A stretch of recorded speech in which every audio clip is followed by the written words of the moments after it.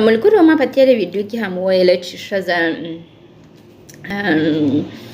مینې ته ضرورت لري. نو زه تاسو ته ځینې خبرې کومه نارینو ته چې طبعا نارینه رئیس دی، نو چې رئیس دی رئیس ته به ځینې خبرې وکړو چې څنګه ریاست وکړي. د ښځې تنها ستاسو پر مشترک ژوند یا ستاسو پر شخصي ژوند باندې تاثیر نه لري. که تاسو یو ښځې ته مینه ورکړئ هغه ستاسو پر کاري ژوند ستاسو پر کاروبار باندې هم ډېر ښه تاثیر درلودلی سي.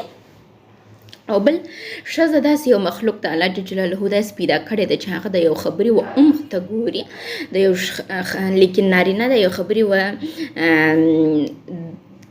لیرتیا ته ګوري، دراندیشه دي لیرې ګوري نه، لیکن ښځه بیا عمق ته ګوري د یو خبرې.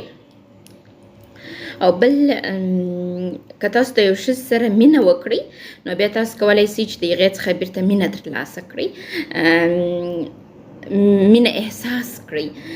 خو که تاسو د یو ښځې سره فرینډلي یاست هغه تاسو ته په مقابل کې ډېر څه درکولی سي، لیکن که تاسو فرینډلي نه یاست د یو ښځې سره نو بیا هغه تاسو ته یو ښه دوست یا ښه مینه یا ښه د ژوند ملګرې نسي جوړېدلی.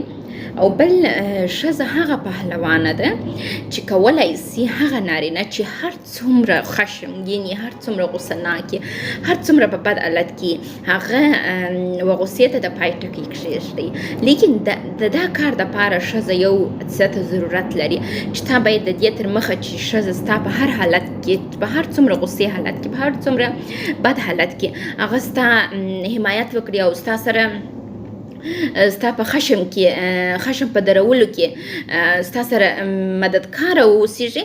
نو د هغه تر مخه ښځه ستا څخه یو شی غواړي چې هغه ستا مینه ده، هغه ستا وخت دی، هغه ستا توجه ده، هغه ستا هغه بیرته دې ته د مینې احساس ورکول دي. که ښځې ته مینه ورکړې په مقابل کې ډېر څه بیرته لاسته راوړلی سي. نو کوشش وکړئ چې د ښځو سره مینه وکړئ، ښځو باندې تشدد مه کوئ، ظلم مه کوئ.